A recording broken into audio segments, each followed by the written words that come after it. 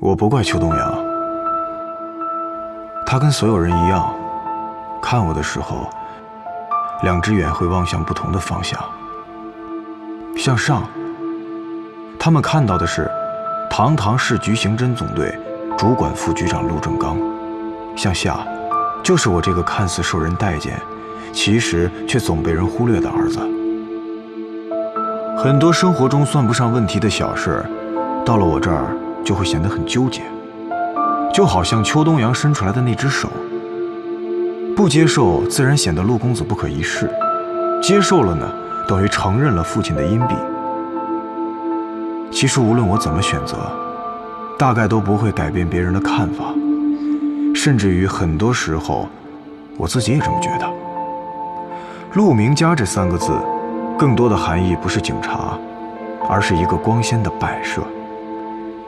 714之后，我申请在秦池手下做事，原本是因为他是唯一活下来的我熟悉的领导。现在看来，和他的相处反而最舒服。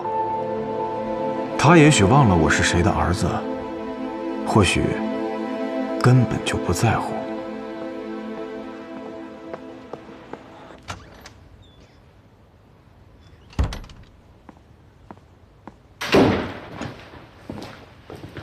看着眼熟吗？这不是娄姨吗？哦，不沾亲，不沾亲，不沾亲。娄姨那个姨是颐和园的姨，不是阿姨的姨。反正乐得同音，又是老辈儿，所以大家呀就套近乎这么叫着。找我什么事？老太太来咱们队里啊报失踪案，但是不够受理条件，结果人家点名要见你。我想把老太太请到你办公室去，老太太倍儿有个性，偏不去，非要在这儿等你。你赶紧接待一下。既然不够受理条件，那更不应该给他搞特殊对待。人家老太太之前可是咱们局里定点医院的大主任，小陆他爹和你叔叔秦莽，当年受了那么重的伤，都是他救过来的。而且退休以后还办了一个专门收容服刑人员子女的学校。你说说，这是多大的善举啊！谁是他救的，让他找谁去。年重晚轻啊，就小陆他爹见到都得礼让3分的。那就找他爹去，找我干什么呀？你怎么油盐不进呢？他比你小5岁。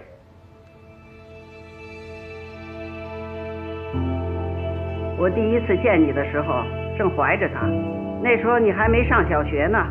你父亲工作那么繁忙，可还是带着你来医院照顾你叔叔小莽。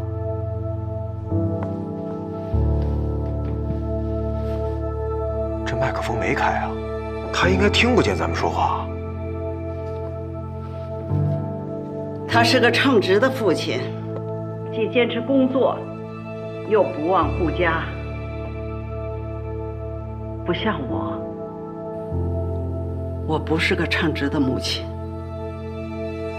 我无数次的把孩子放在幼儿园里，忘了去接他，一辈子了，我都没有太在意自己的孩子。现在老了，他突然不见了，我才发现我离不开他，我不能没有他。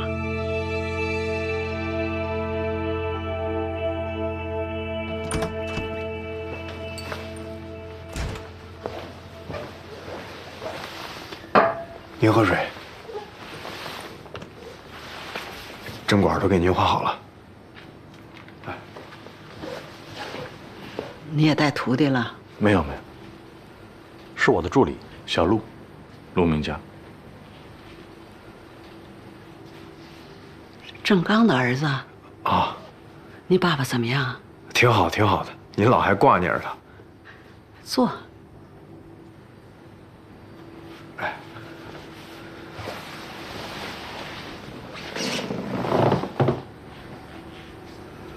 听说你刚死里逃生，上次你叔叔小莽的追悼会，你爸爸哭得跟个泪人似的。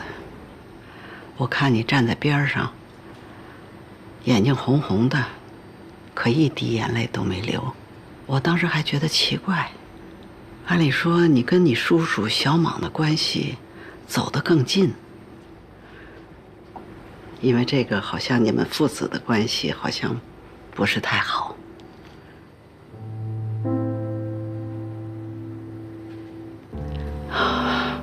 嗨，你看我这多嘴。我跟我父亲有什么问题吗？没有，我就是觉得你对你父亲不太公平。哪方面？你叔叔小莽确实是一个好警察，可是一个好警察不见得是一个好父亲、一个好母亲呢。你看我，小凯这事儿还得，所以不能用一个职业的标准去衡量一个父亲。你受伤和战友牺牲的事儿我也听说了，看你们刑侦的都是出生入死啊。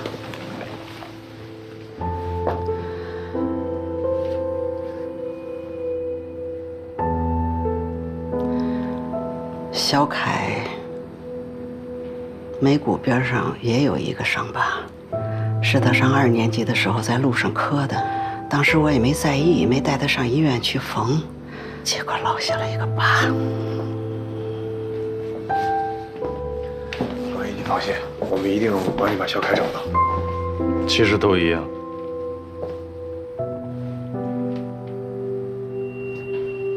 面部一旦有了开放性伤口，即使再快的就医，缝合之后还是会留疤。还是我太粗心了，太粗心了。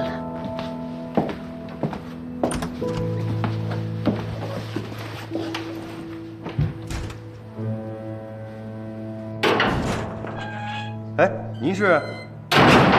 修处，哎，放他进来，那是我请来的。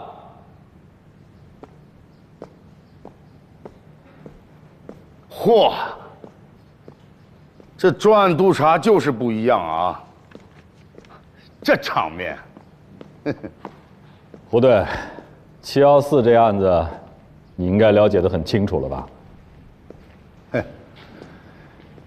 您应该更了解。那我们就不绕弯子了。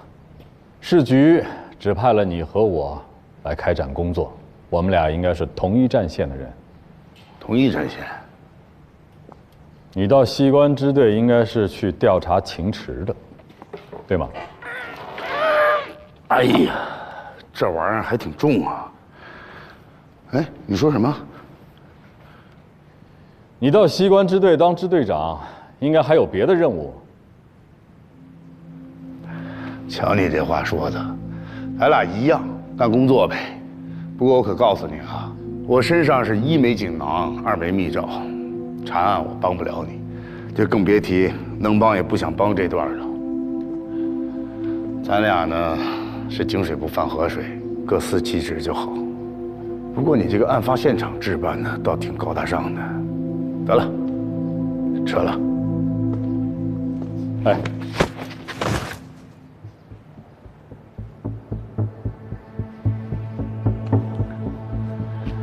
条件反射，没有别的意思。但有些事情我还必须得问。其实我特别想问你一句：像你们这种专查自己人的，出过外勤？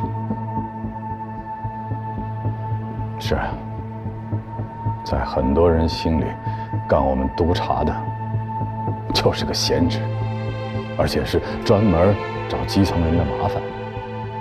但是我心里明白，你心里也应该明白，一旦警局内部出现了问题的话，危险就更加的严重了。所以在这件事情上，不管是责任也好，义务也罢，总得有人来干，对吗？话是没错。所以我想邱处，不管是办案还是查人，你能不能别再烙饼卷手指头，自个儿咬自个儿了？你到底是什么意思？ 15个人，16把枪，近200发子弹。出过外勤的人一看就明白，像这样的现场，几乎不可能造假。也许你摆了一堆的模型，从当中找出了什么纰漏，你就认定可以坚持查，一直查到底。但是在我看来，所有的事情极可能是自然发生的，也就是说，你认定的纰漏和疑点，必定存在着某种合理的解释。可是唯一存活的人他不开口，你让我到哪儿去找合理的解释？9个卖军火的举起10把枪来，在这么一个封闭的建筑物内，吕超他们穿着防弹衣，真当自己刀枪不入了。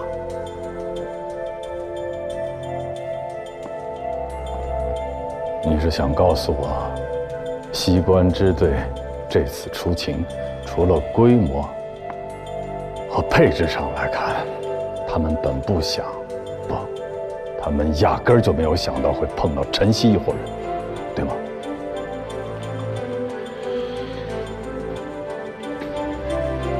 为什么不查查那9个盗动军火的人为什么会来这儿？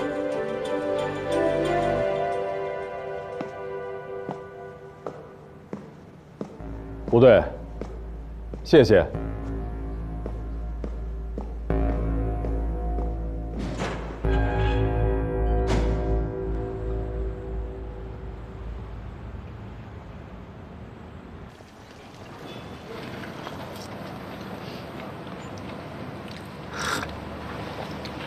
秦队，这位是一个人的妹妹。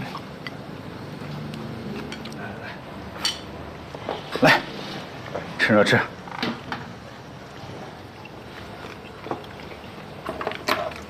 你上车上把我那小背包拿过来。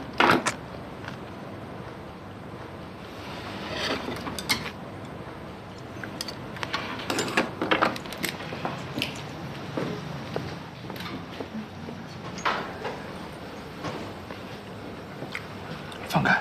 哦。这小子是85年出生的，7岁的时候呢，娄姨离婚了，他呢跟了母亲，等于是娄姨把他带大的。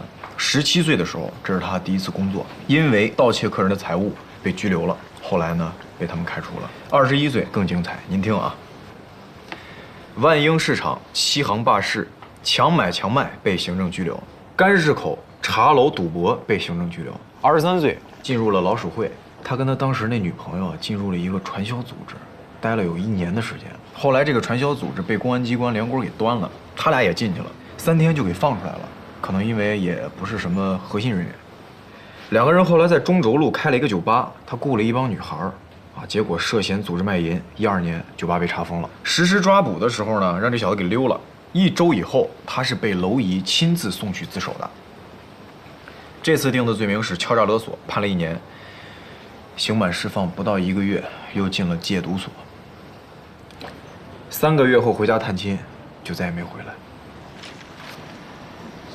情况大概就是这样的。看完这小子的履历我都觉得我白活了。您看，哟，陆哥，请说。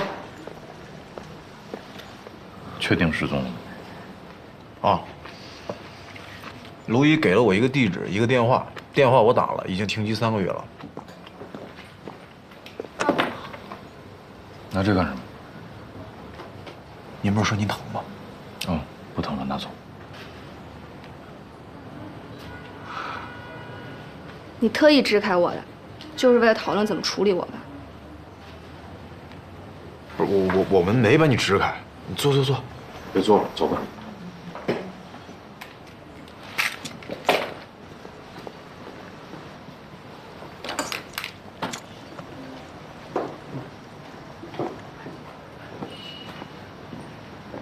局长。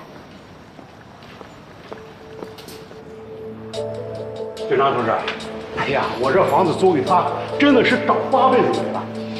这欠了半年房租不说，东西也不搬。警察同志，您说我能不能强行给他搬来？来，这儿你得找法院呀。警察同志，来，到了，慢点啊。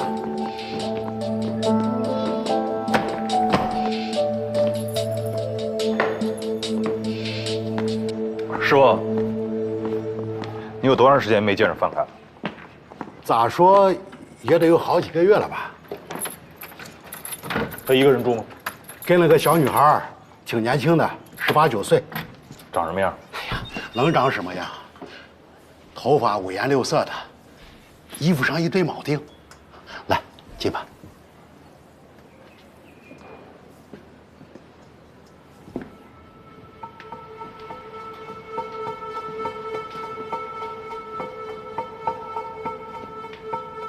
好。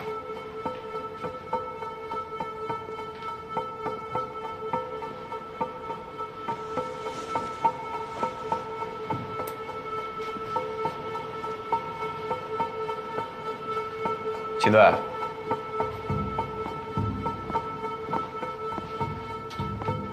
从他这衣橱看，能穿的衣服全拿走了，应该不是匆忙走的，是搬走的。你回头查一下，你之前说那个跟他一起搞传销那女孩，看看是不是房东师傅说的那个人。哎。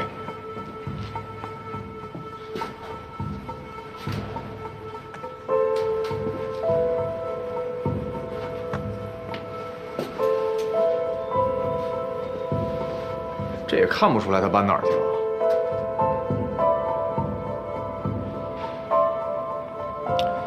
撤吧，把垃圾桶带上。行。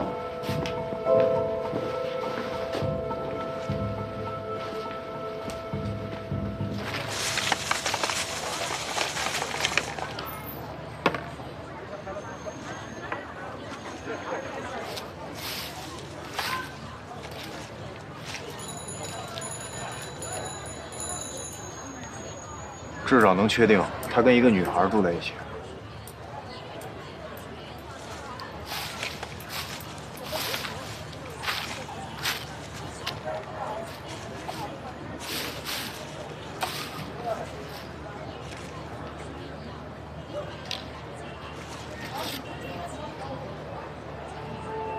最经济实惠的追龙套装啊！这小子还吸毒呢。把这个拿回去验一下血型。哎，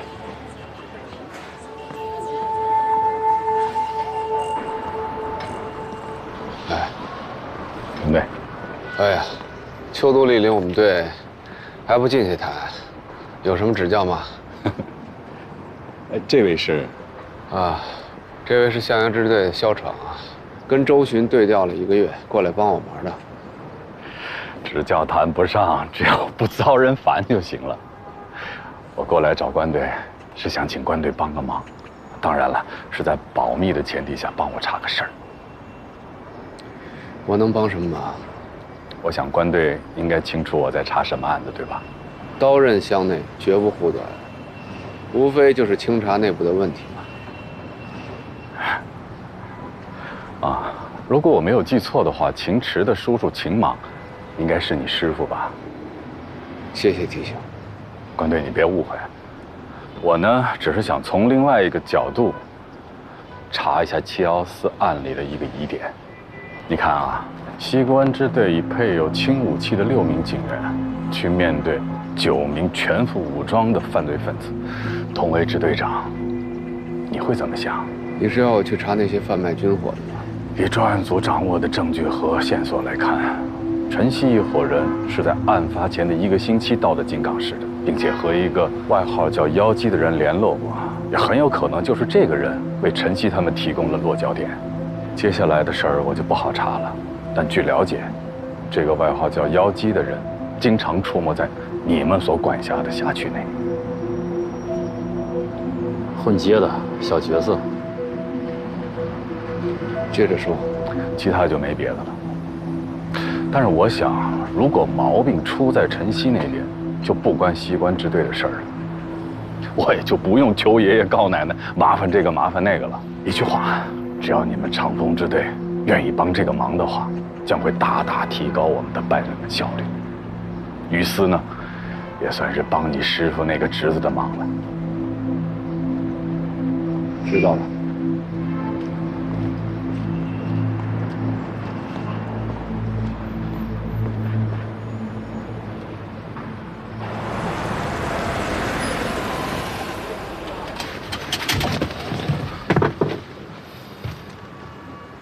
会儿去查个案子，你坐在车里等我。我不在这儿。那我给你拿点钱，你去打车吧，到我家小区附近等我。不去。好吧，那你随便吧。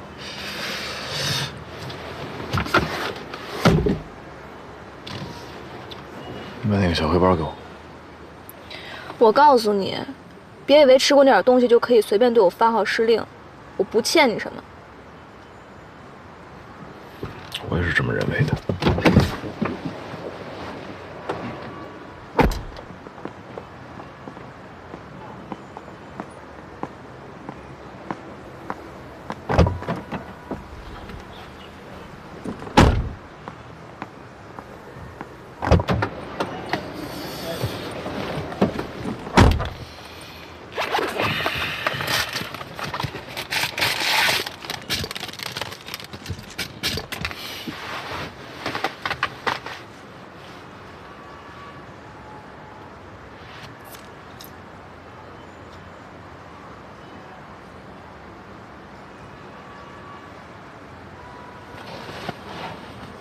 你也别妄想我会放弃报仇，即使你道过歉。你也别太挂在心上，本来道歉也就是个客套。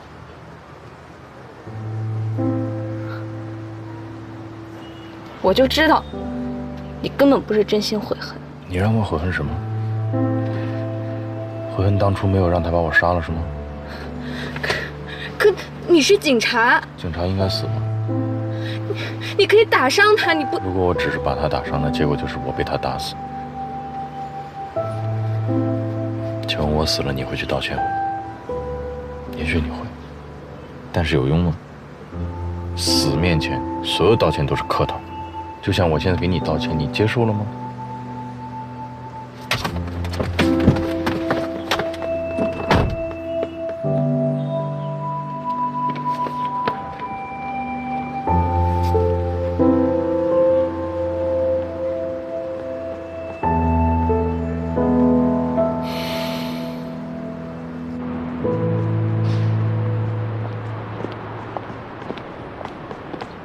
哟，小陆啊，今儿咋有空到我们单位来了？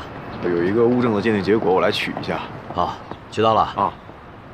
对，你们还不认识吧？这位陆明佳警官，市局刑侦总队陆局长的公子，我们单位的夏老师，也是你们秦队长的心理辅导员。你好，夏老师。你好。行，那你先忙，我们进去了啊。走。夏老师啊。有一个问题想要请教一下您。好，那你们先聊。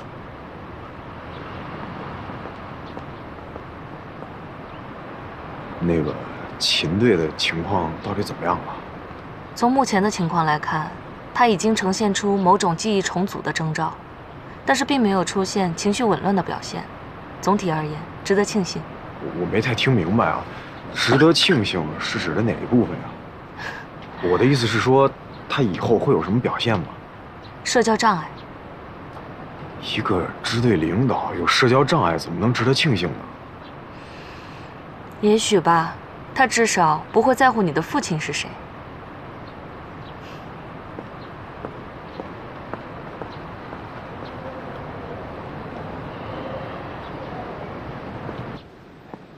哎，您好，您是理发还是？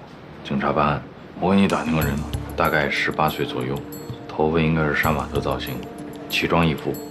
您找的这个姑娘，手上有没有其他装饰啊？就类似于这种水钻之类的。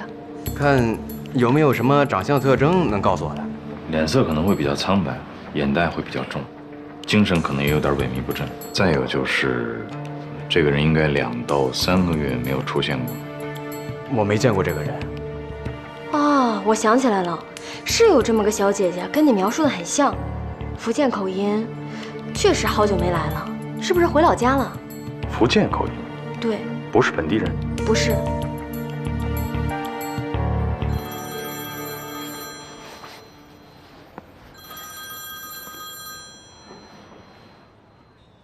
秦队，我已经拿到鉴定结果了，咱们哪儿会合呀？队里汇合就行了。哎，结果怎么样？哦，查出来了 ，A 型血，而且幸运的是，上面还找到了半枚指纹，我已经发回队里做比对了。他这个前女友应该是有案底信息的，你查一下他哪儿人？我查过了，他叫王小旭，金港本地人。金港的，本地的。那可能不是他。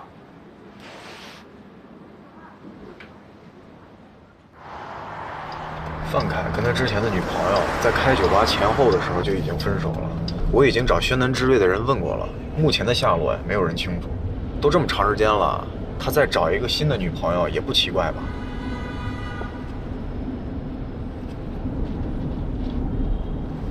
咱们现在也没有什么可跟人汇报的进度啊。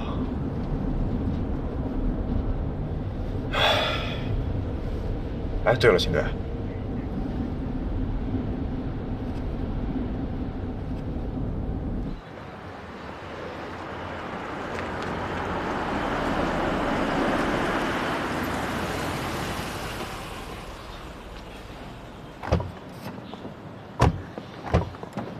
是秦队长和陆警官吧？我义母正在处理点事儿，让我和父亲出来迎接二位。啊，我父亲和义母分开后，关系一直都很好。退休以后呢，经常过来帮忙，时间长呢，索性当点事儿来做。这是范杰，是我。来，二位里边请。娄姨不是有一个前夫叫范玉儿吗？这是她前夫再婚以后生的孩子。之前呀，在这个新加坡留学，人家国籍都拿了，就是为了支持二老的这个公益事业，国籍都不要了，回来帮他。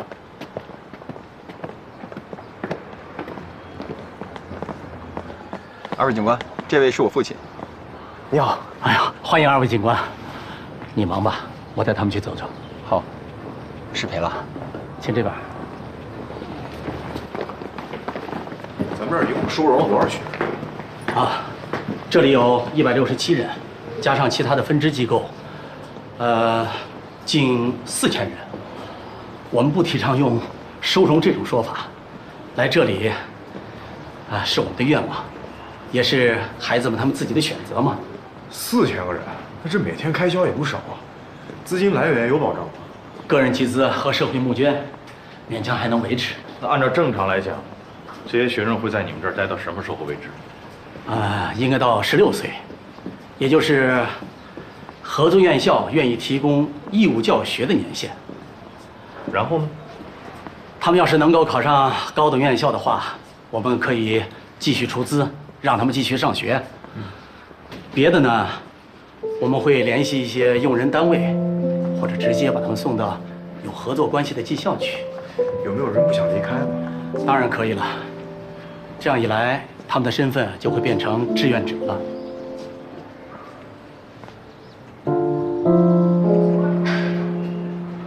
我没有别的意思啊，我就是想问，有没有那种既不想工作，又不想上学，还不想当志愿者，就赖在这儿不走那种啊？原则上，这种情况不被接受，但实际上呢，一来很少有这种孩子，二来我们就是把他们留下来，这时间长了，自然也就成了志愿者了嘛。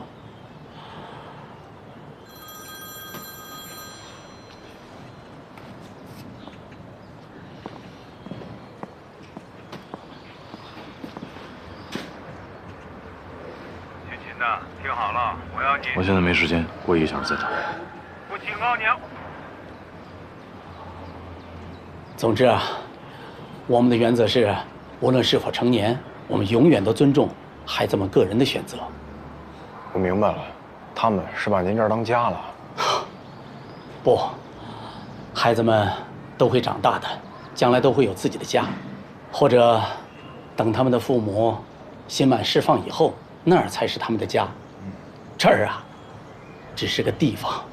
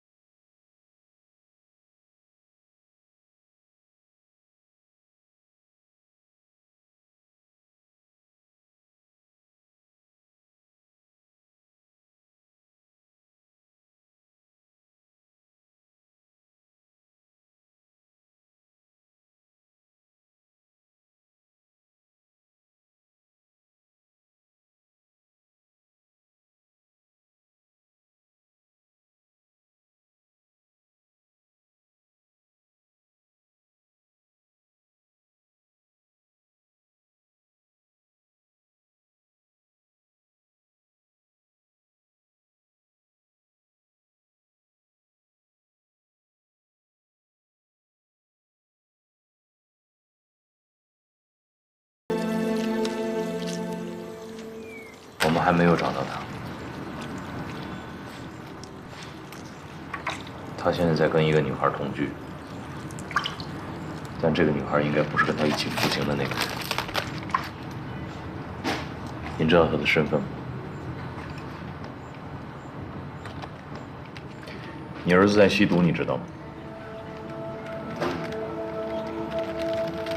不是秦队，咱这事儿还没最终确定呢。材料。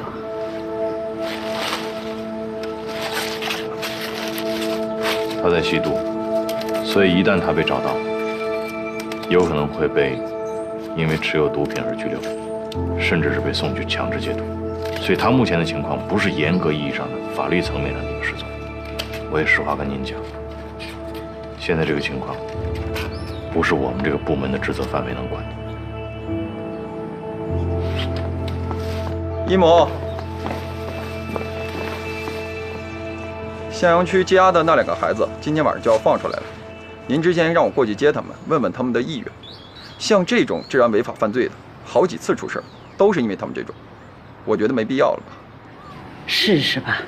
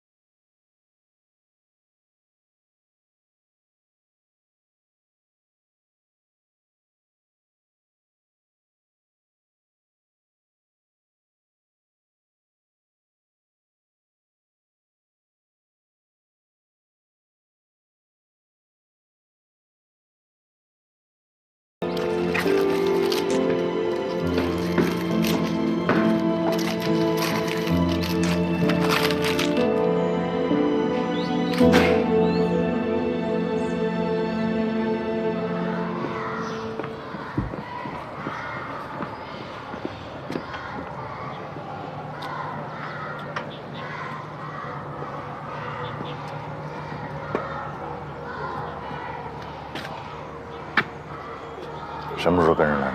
管不着。对，好。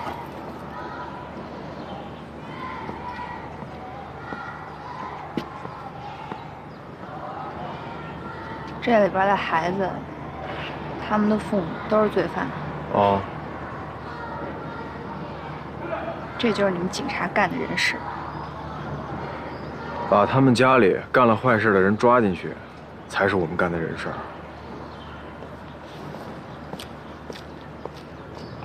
哎，来给爸啊！您怎么来了？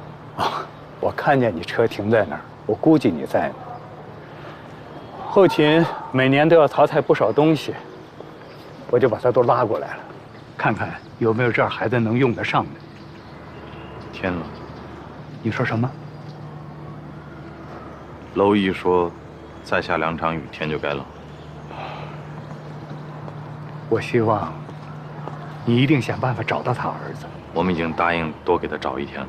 他的事儿，你值得为他付出更多的时间。但这不属于我们的工作呀。寻访失踪人员怎么就不属于你的工作呢？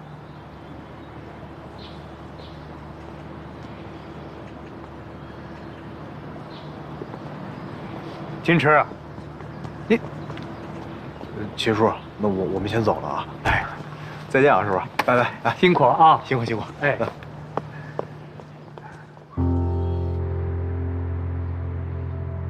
我有时会做一个假设，在假设里，我不是陆正刚的儿子，那么一切就会顺理成章地好起来。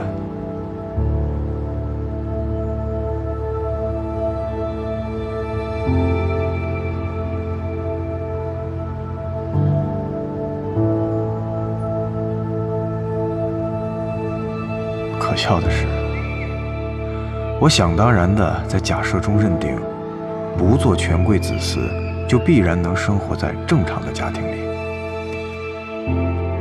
可我却不曾想过，也许自己会落入某种更糟糕的境地。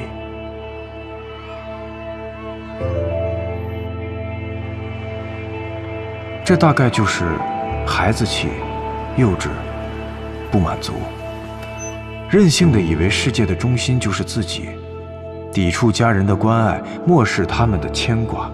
不过对我而言，这更像是一个死循环。在如此强大的父权保护里，我恐怕很难长大。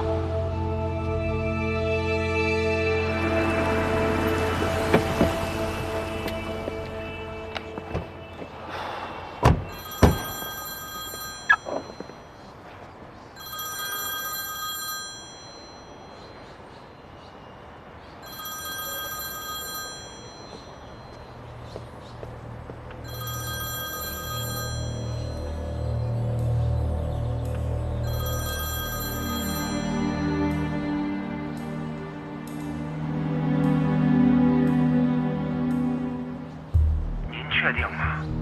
我说过了，你尽管放弃，把地址给我，我保证没有人能活着离开。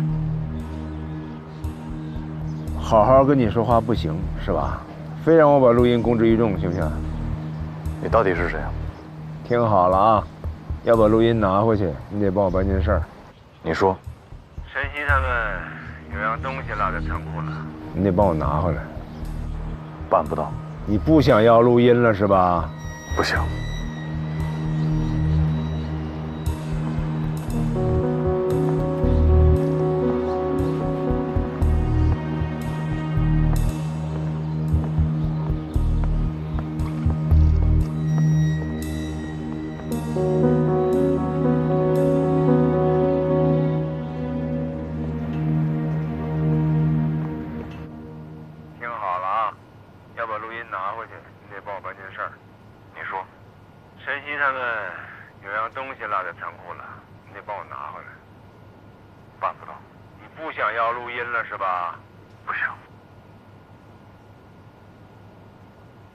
这是一段电话录音，这其中还包含了另外一段电话录音。你是纯粹拿来分享一下，还是征询一下我的看法？谈不上，就是聊聊嘛。那为什么不拿给督察？就这么一段录音里边，什么都谈不了，什么也说明不了，而且我也不相信自己。我说过去的自己，你怎么看？你已经呈现出记忆重组的各种征兆，轻微的社交障碍、重复性的梦境体验以及内在的人格冲突。虽然这也属于全脑型失忆的一种复原征兆，但目前我无法预测这种海马体的无序性自我修复是否对你的理性思维造成影响。你知道我要问的不是这些。可是我能说的就只有这些，单凭一段录音很难做出判断。你自己怎么看？我希望这里面是真的，那就简单了，我直接自首就好。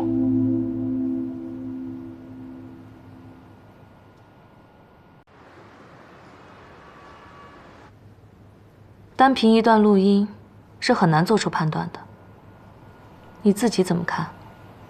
我希望这里面是真的，那就简单了，我直接自首就好。那你最应该与之分享这段录音的人，不是我。我目前暂时不想给督察处，但是，她毕竟是你的前妻啊。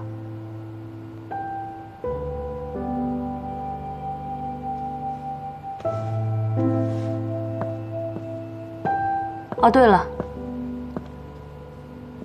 原则上，这应该属于我向委托机构呈报的情况。你这个办法倒是可以让事情变得更加简单。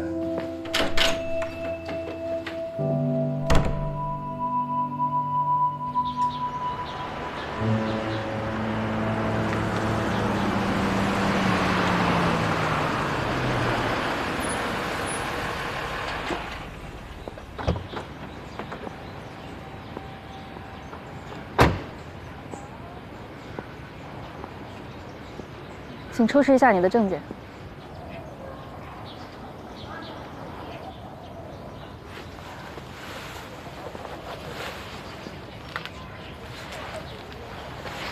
协助核查现场情况的时候，不要触摸任何东西，并且只能在指定的区域行走。登个记。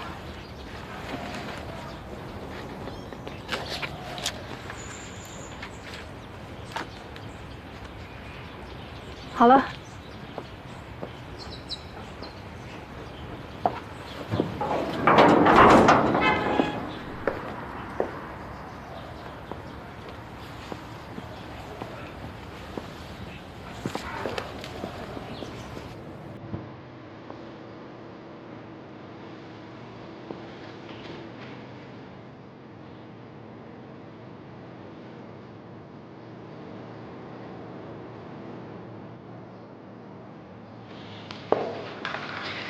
时间紧迫，我先说要紧的。从你们双方交火开始，陈曦一直使用一把 M10向你们扫射，直到那支枪卡膛，他才换了手枪。也就是说，那个时候战斗应该已经接近尾声了。从弹道还原来看，射向你的子弹格外少，这也是邱老师一直在调查你的主要原因。从现场的情况不难推断出，秦池、孙有为、高继来、陈曦是双方坚持到最后的人，也就是说，他们4个人共同经历了数分钟长、近200发子弹的洗礼。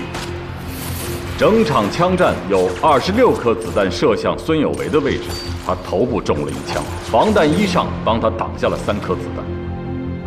有21颗子弹射向高继来的位置，他身前的掩体前后中了9发子弹。陈曦有32颗子弹射向他的位置，除腹腔外身中2枪。而秦池只有8发子弹射向了他的位置，而且他的防弹衣毫无破损的迹象。他身中的这2枪是来自于战斗的最后阶段。从现场的痕迹来看，如此激烈的火拼，双方互射这么多枪，为什么射向他的子弹这么少？这无论如何是解释不通的。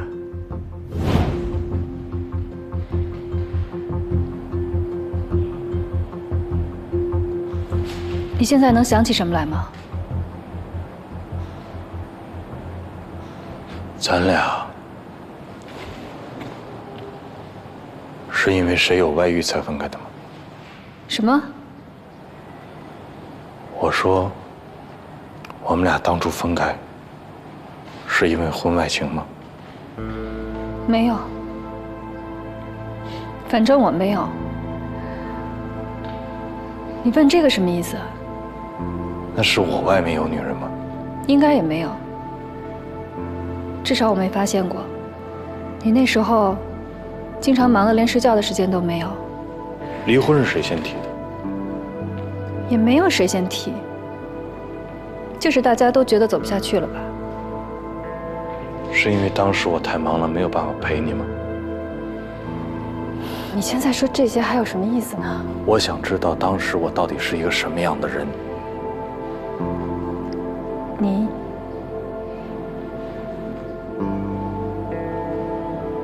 你就是那样，就像你自己期待的那样。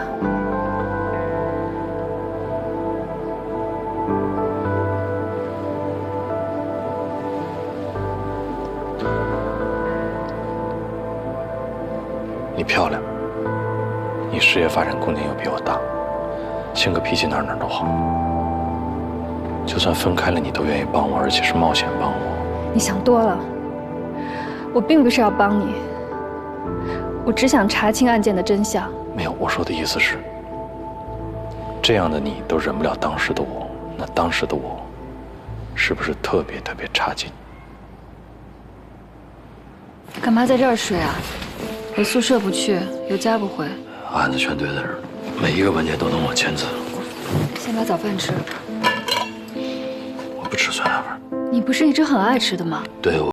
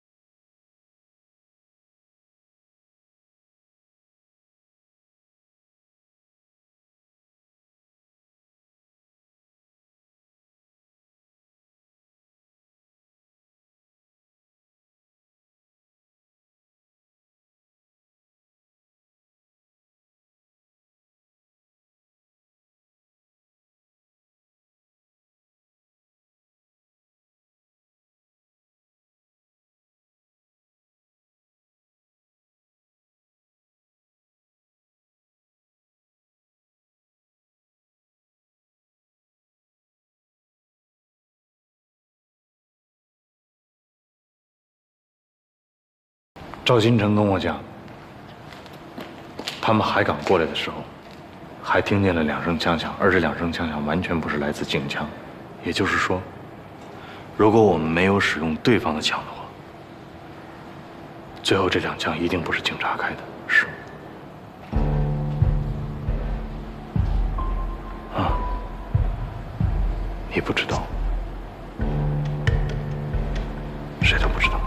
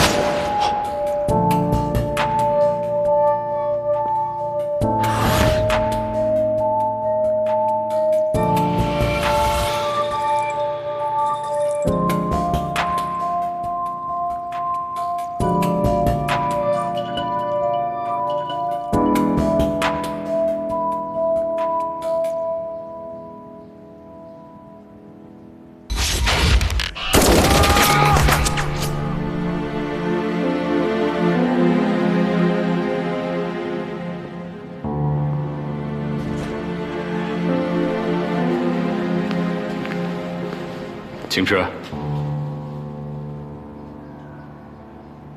重返故地，感触颇多吧？如果是我就对了吗？如果你的猜测是真的，一切就都说得通了，是吗？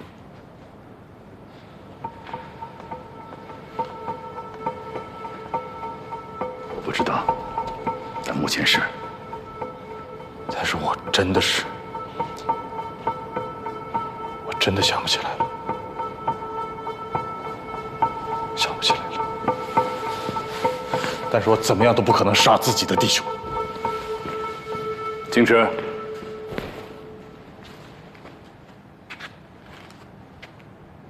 这世上一定有公道2字，你信吗？我信。但是我也希望公道能相信我。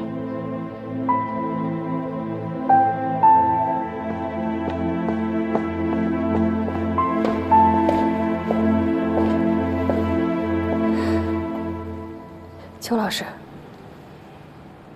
带京池到现场指认，是早晚的事，但你擅自行动，处分是免不了的。我并不是有意想袒护他。他身上如果真的有问题，凭你奉孝也袒护不了他。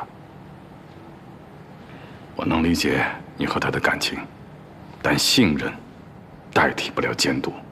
作为纪律部队，正人必先正己，这个道理你应该再清楚不过了。反正不管您怎么想，我确实是想核查现场的疑点，才带他来协助的。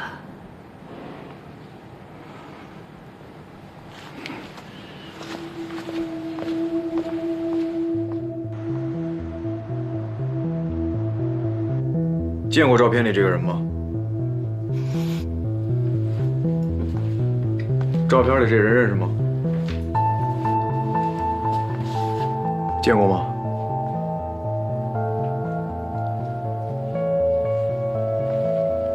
赵哥，这几个毒贩谁是卖海洛因的呀？简单啊，4号起立。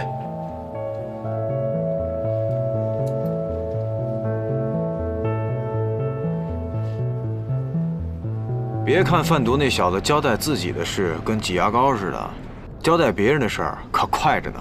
但是您猜怎么着？范凯啊，不是从他手里拿货的，而是给他供货的，还是他上家。这个范凯自从敲诈勒索、刑满释放之后呢，接手了一个叫钟林的生意。这个钟林本来就是鹿城一带派货的要头，服刑期间呢，他们俩就在同一个监区。前脚范凯刑满释放，后脚这老爷子就保外就医了。不过他是有尿毒症的啊，从程序上呢也算是合规。我现在已经派人去查他现在的住处和工作了，看看还有没有其他有效信息。那天晚上你在哪？啊，什么？7月14号那天晚上，你去哪儿了？那天，队里面不是让我去9号院拿东西了吗？当天晚上看见我，你觉得我有什么异样？没有啊，没什么异常啊。您怎么了，秦队？之前不是您到底想问什么呀？我问的是以前我是个什么样的人。这问题让我怎么回答呀？我有过徇私舞弊的事儿吗？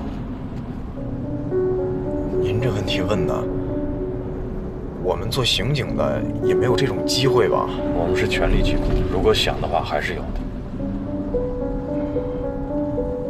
我这么跟您说吧，反正据我所知是没有。但是说句不好听的，就算真有，一不露脸，二担风险的，您肯定也偷着摸着的，不可能让我知道，对吧？也就是说，如果换作是你的话，你也不会让人知道的。嗨，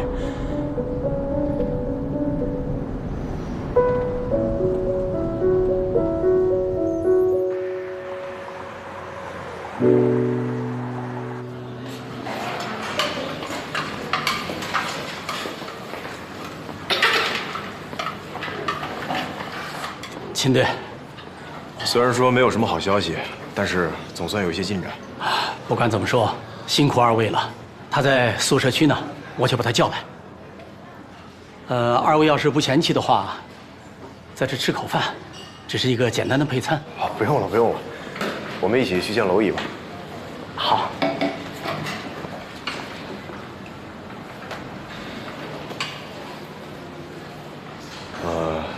咱们俩先去吧。秦队他腿脚不太方便，让他在这儿歇会儿。好。2荤2素，您吃哪样？一样帮我来一点吧。好。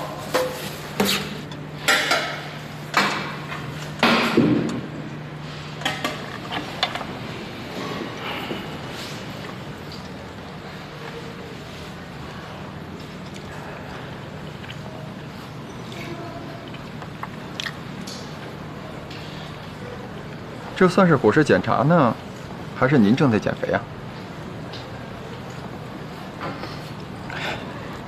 之前工作上出了点小意外，所以这个记忆都混乱了。但是总能发现好玩的事儿。你就比方说这个菜，我刚才吃起来还挺好吃的，但是没准过去完全不爱吃。这都有趣儿啊，就像重新活了一次一样，有着和以前完全不同的另一种人生体验。不过说到人生体验，你应该更有发言权。我听说你就是放弃了新加坡的一个大好前程，专门回来帮他们。这不是我想要的人生体验。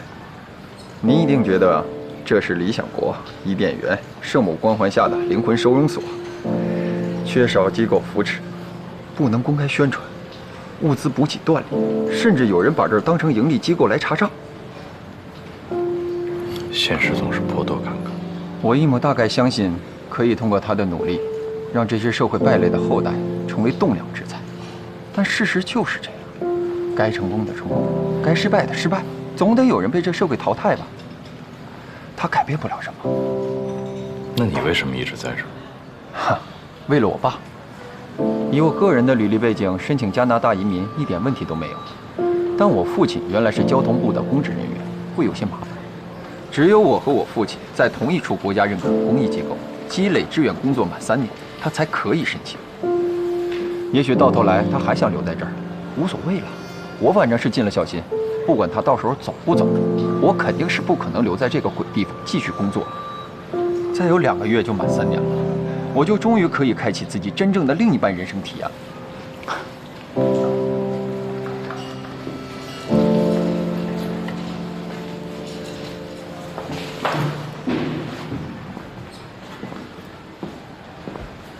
高一，谢谢你们调查到这个程度，小陆已经把情况跟我说了。我们现在已经知道钟林的居住工作地点了，也联系上了负责监管他的派出所民警。到时候呢，他会陪着娄一一块儿去找钟林的。不用，我们俩陪您去吧。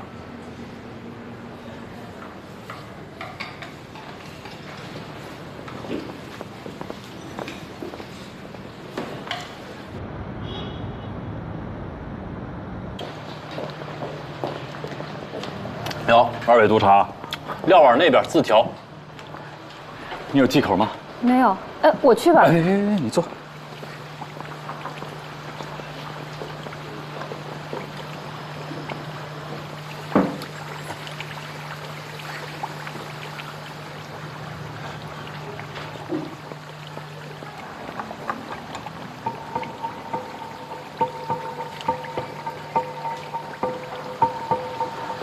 谢谢。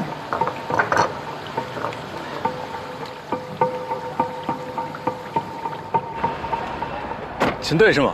久仰大名。我先给您介绍下钟林的情况。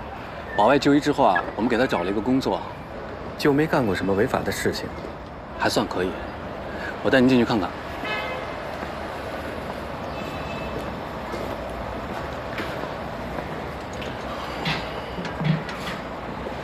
钟林，过来一下。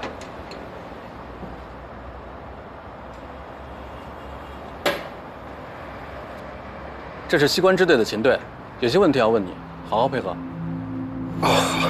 好的，秦队，您先问着，我先走了。哎，感谢。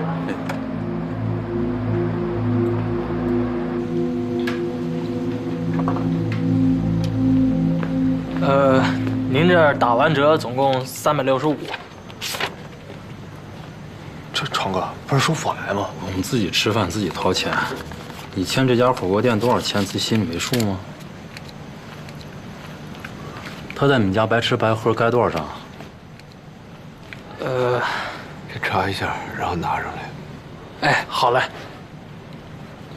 耀基，我们队呢一向是赏罚分明，你把你跟我说的现在原原本本再说一遍。还有就是这位督察问你什么你就说什么。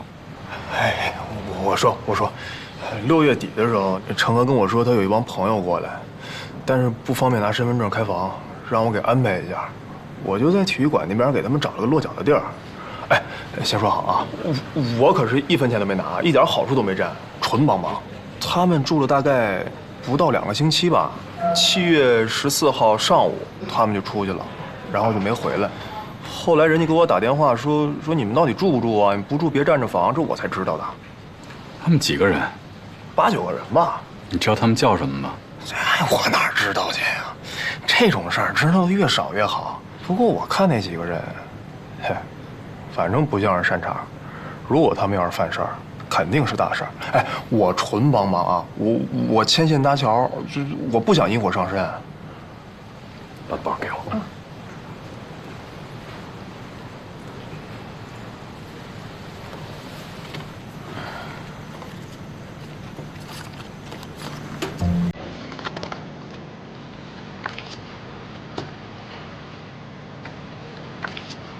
瞅瞅，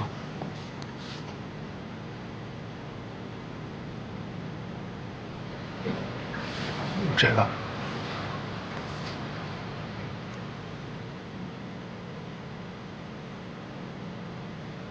这个，你确定？啊，确定。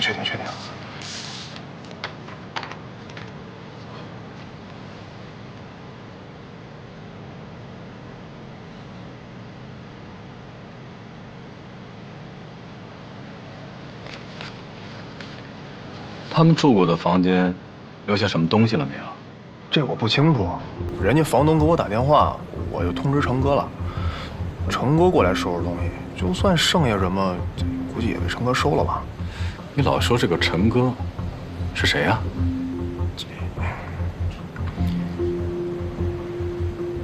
戳我干啥？说你的。成哥，跟他平辈儿的都叫他程老四，不过他干什么的我真不知道。在城西北这块混的都特别给他面儿，听说他这人挺仗义，但凡找他办事儿都能摆平，从来没掉过链子。那你能不能帮我联系上他？哎呦，警察叔叔，你可别开这玩笑，真的。嘿，我跟他够不上那个辈儿，有什么事儿都他找我。再者说了，成哥，关队，你们警察好歹是讲道理的，跟那帮人不一样。你这让大哥知道了，那我小命就没了。既然是名人，应该不难找。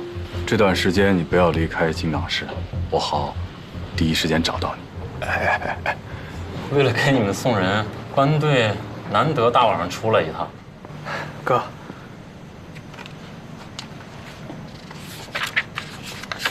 哎呦，这不少啊，得7000多吧？多少钱？我没带那么多钱。我有，我打电话让哥们给我送过来。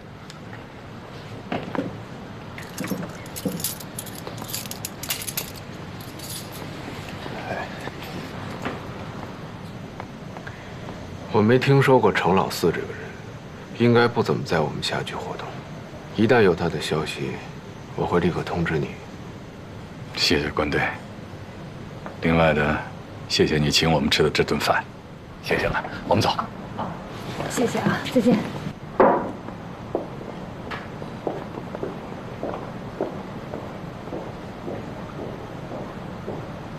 范凯最近在四处走货，这事儿您知道吗？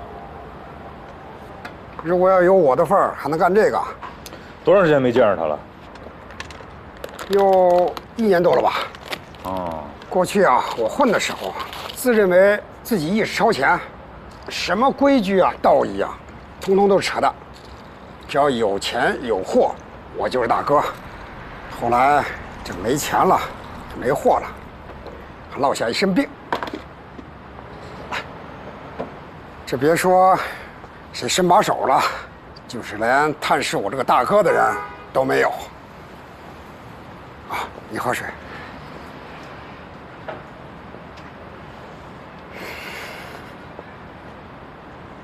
但是，虽然说你们俩没联系了，他所有事儿你就都不知道。不在这道上混了，也就不管道上的事儿了。嗯。你觉得在你眼睛里边，这个范凯什么人？他呀，啊，烫了，太烫了。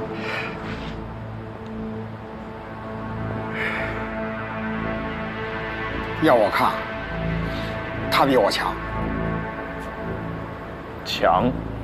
你是觉得他比你更懂规矩呢，还是比你更没规矩呢？这规矩不规矩的都没关系，关键是他没有牵挂。咱们俩现在确立2件事啊。第一，你很长时间没见了，啊，至少超过1年时间，对吧？第二，他的所有情况你都不了解。确认？确认。走。哎。我有个女儿。啊？什么？我就想着有朝一日，我女儿能嫁个好人家。如果我这把老骨头能多扛几年，没准儿我还能抱个孙子。这有了家人，也就有了牵挂。你牵挂你不回家住，你在这儿住算怎么回事？这不都安排好了吗？搭个铺的事儿。你女儿多长时间没来看你了？她可能工作忙，没来。走了。啊，我送你们。哎，问您个题外话啊，您女儿平常喜欢吃什么呀？啊？哦，我是说您女儿平常都喜欢吃什么东西啊？哦，威化饼干。为什么呀？啊，是这样，她小的时候呢，就偷过我的钱买威化饼干吃，被我狠狠地打了一顿。这后来我才知道，她长大以后啊，经常买威化饼干吃。她说啊，吃威化饼干能让自己感觉到一份幸运，因为这不是挨打换来的。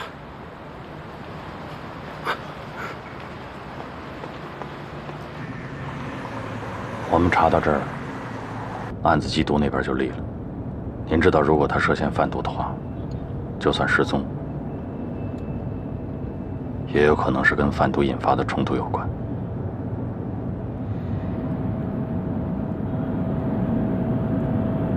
我们现在去哪儿？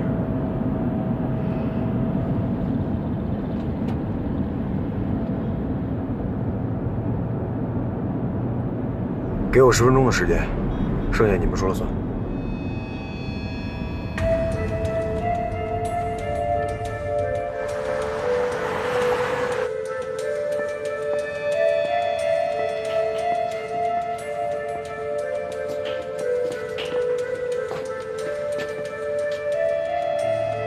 威化饼干，这事儿咱们还得接着查。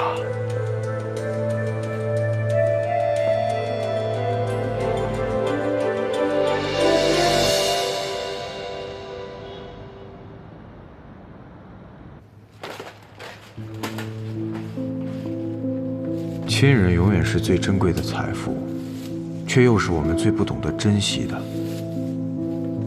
之所以不在乎，是因为我们都相信，时间、机遇、财富，所有这一切都稍纵即逝，而亲人不会。无论如何嫌恶、疏远，甚至是抛弃，他们都会待在我们认定的。 属于他们自己的位置。等我们一无所有了，再想回头找他们，有时候还算幸运，其他的，大概就只剩下感受他们那种失望的机会了。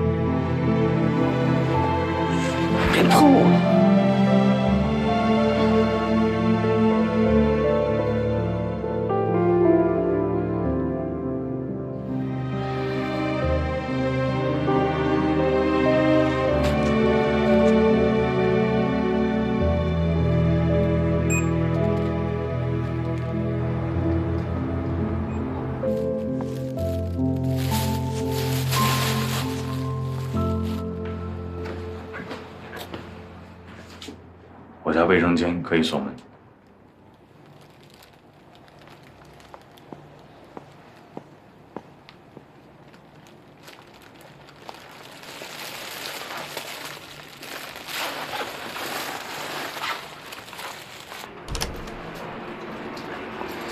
你怕狗吗？把门关上。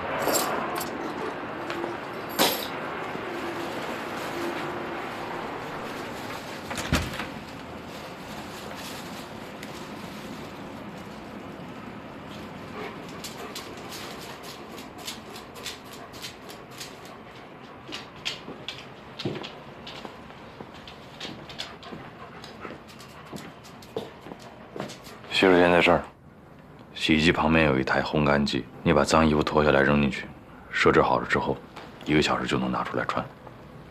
这是我前妻的睡衣，你可以用。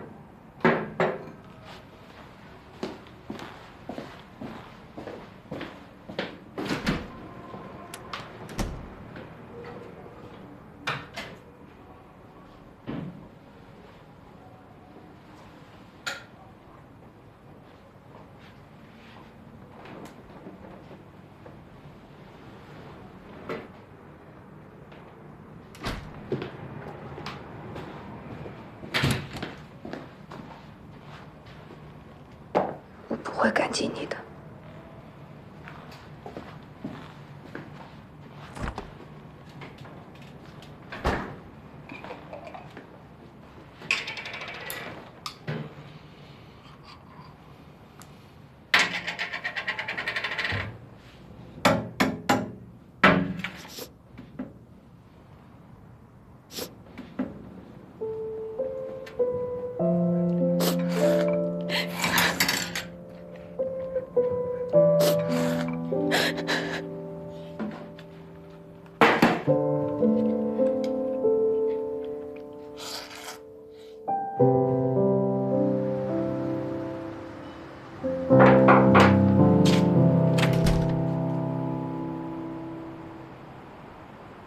我一直打你电话，你都没接。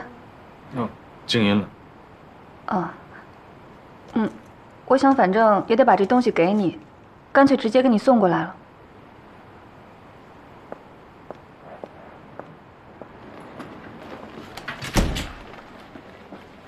这个早上我一到办公室就看到了，说是昨天晚上送来的，上面写着让我转交给你。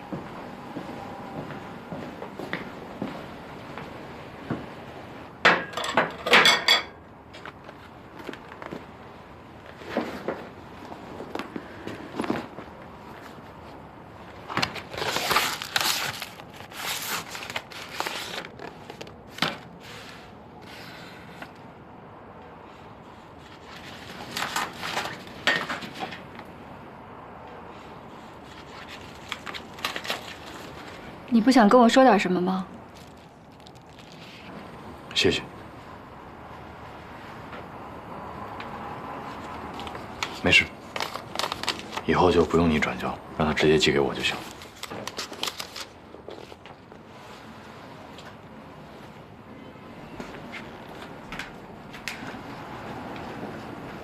那个，这个放哪儿？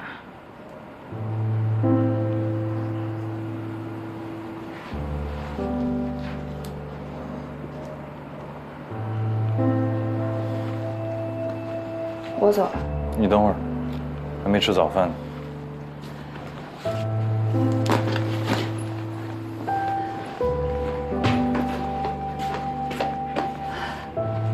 我觉得你说的很对，以后什么东西都别让我转交。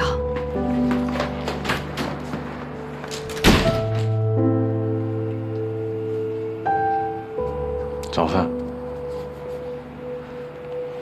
不，谢谢。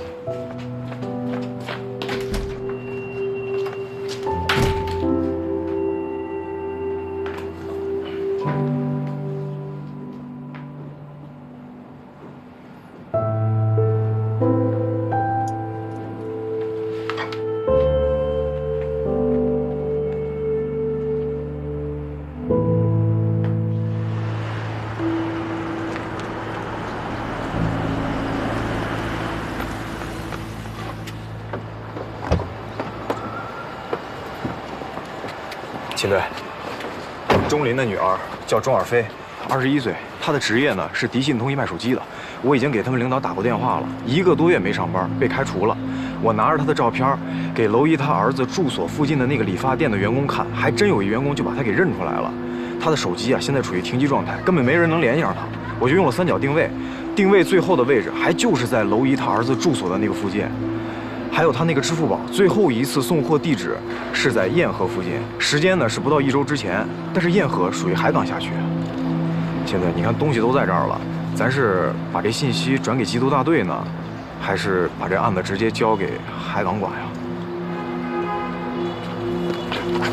你开车。哦，好。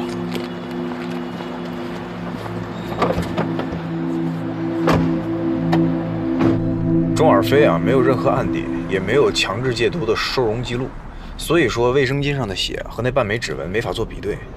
我觉得，如果范凯跟钟尔飞一直厮混在一块儿的话，钟林他能完全不知道吗？不对劲。谁不对劲儿？钟林不对劲儿？所有人都不对劲。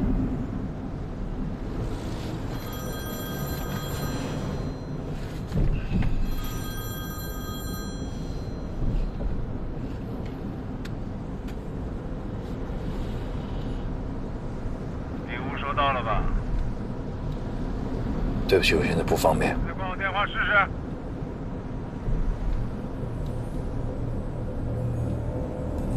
好，你说。早乖乖的不就完了吗？哪儿那么多废话？有话快说。你们警察呀，就是嘴硬，死都嘴硬。我不是跟你说了吗？仓库里有我要的东西，你给我拿过来。什么东西？高继来那把枪。我对这个名字没印象。又跟我装傻是不是？我确实不记得。看来你脑袋上挨那枪真把你打傻。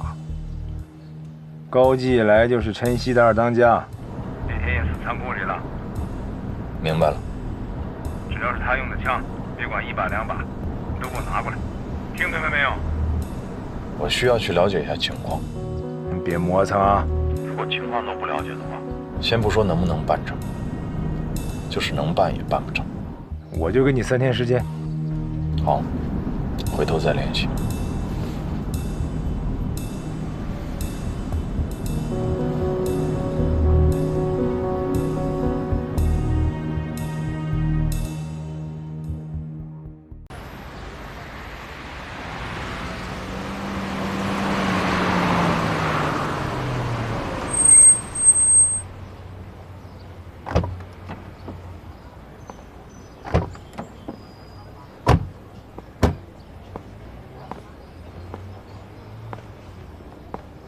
他这个地址啊，留的是烟河南镇北，属于海港区，但是这一北就不知道北到什么地方去了。要不然咱们找海港的兄弟们帮忙吧。地址模糊，快递总有他联系方式吧？别提了，他留了一个固定电话，我打过去，人家老板说人家主业是做家电维修的，是什么呢？兼职代收快递。我也大概给他聊了一下这个钟尔飞的外貌特征，人家完全没印象。我觉得是这样，秦队，即便是咱们给他看了他的证件照也没有用，谁知道这姑娘现在是什么造型呢？可以给他看看范凯的照片。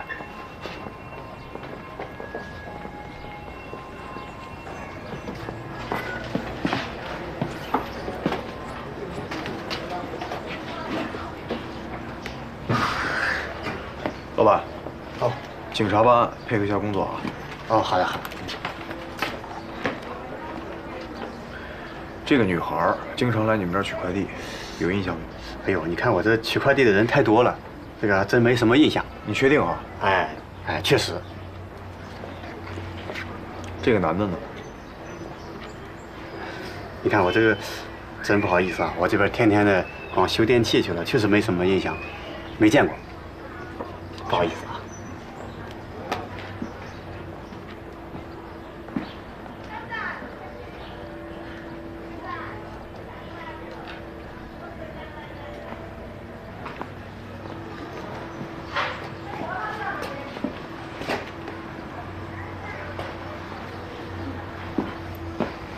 哎，二位随便看看啊。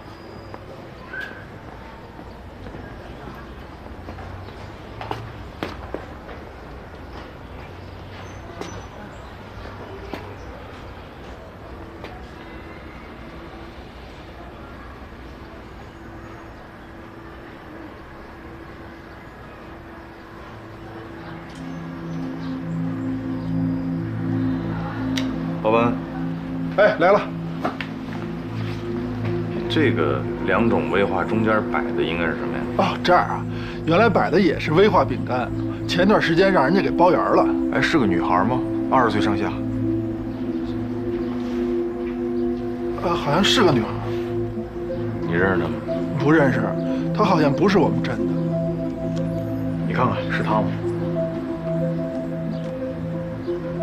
这眉眼倒是有点像，可是她是满头小辫儿，这个，如果不是这个镇上的人的话，一般在哪儿租房子？哦，北边长府营那个池塘边上啊，盖了好多宅基地的自建房，租金便宜，所以外乡的都在那边租房住。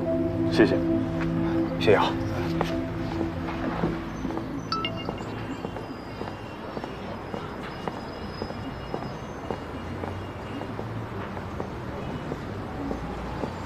钥匙啊，钥匙。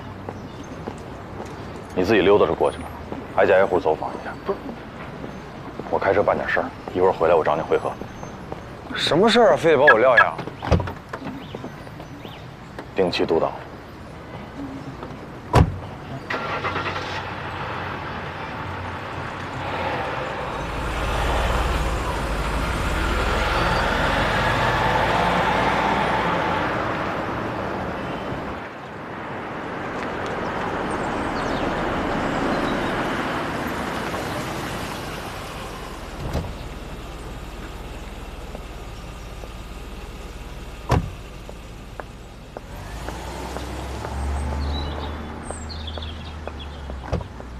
我就给你3天时间。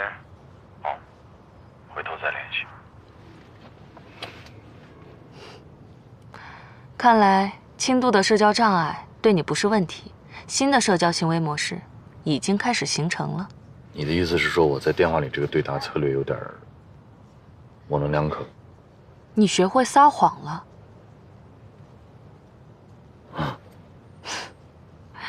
你不用不好意思，很多语言学家认为这是人类的本能之一。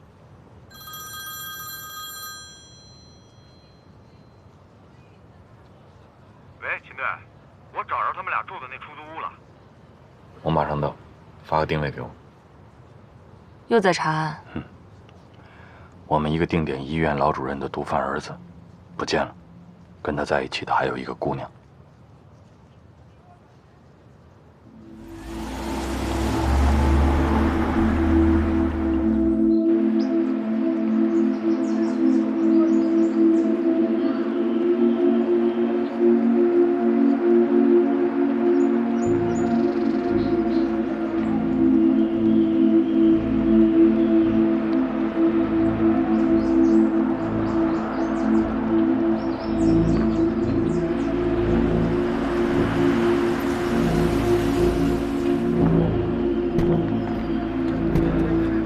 秦队，我已经给总队打电话叫增援了，实在不行，咱们就先找当地派出所把现场给封锁了。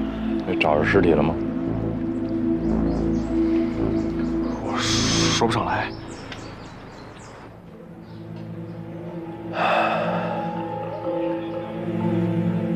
这个场景很难让我对事态有什么乐观的评估。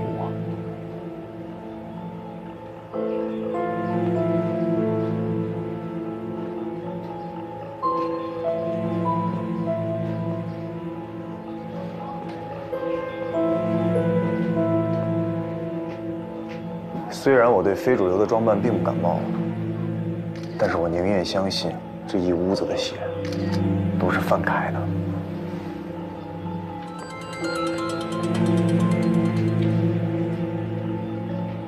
喂，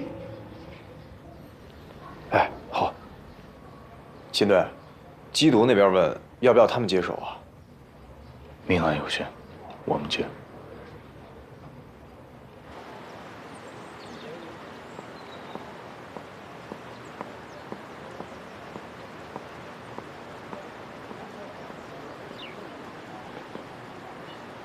刚才进去的就是？对，我安排车送你回去。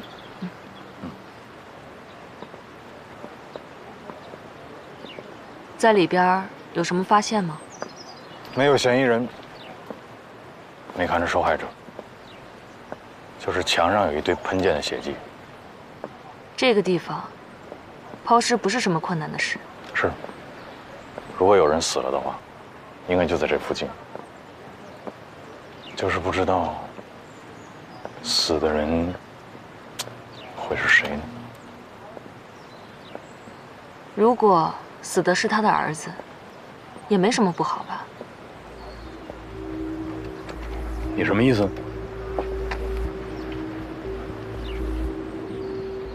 没什么，这儿有的你忙了，我就不打扰你了。啊。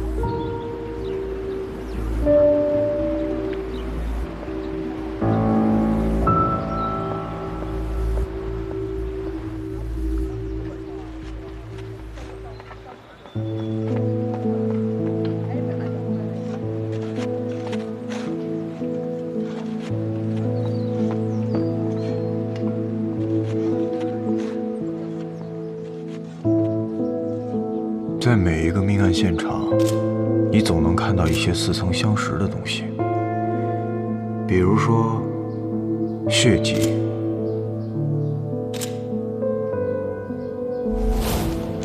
物证，某些正常世界之外的奇怪物件，以及一群疲于奔命、试图寻找真相的人。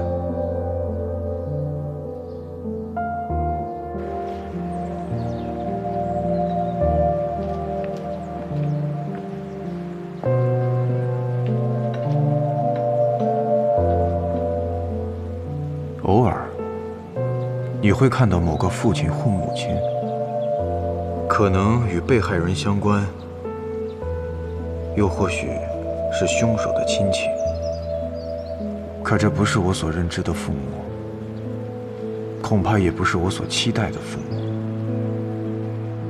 可是，什么样的父母能做到他这样呢？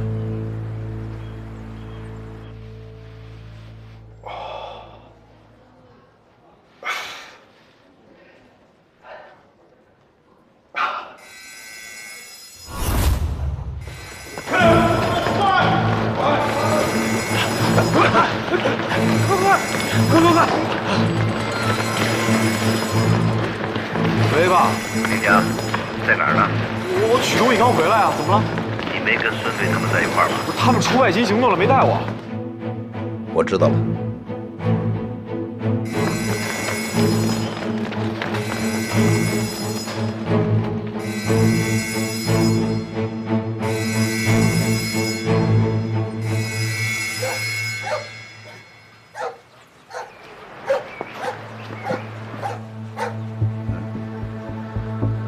那个您，走，回样了啊！哎，这什么？哎，动物吧？哎，这是，好像是条狗。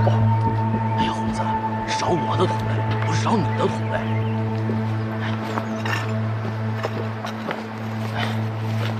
他是被砍死的，抓紧时间把他挖出来。是。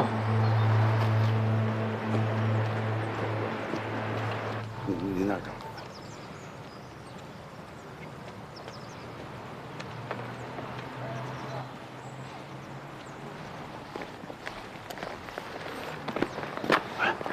挖出什么了？老太太着急啊！狗啊！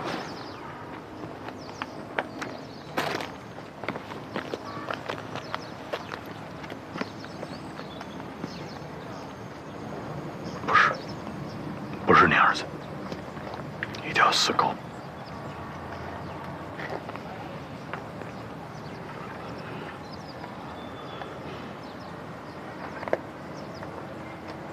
侯爷啊，要不要跟我们说点什么呀？说什么呀？您可是去过他上一个出租屋的。您知道范凯贩毒，您也知道有那么几个吸毒成瘾的姑娘一直跟他在一起。钟林，你们之前是见过的吧？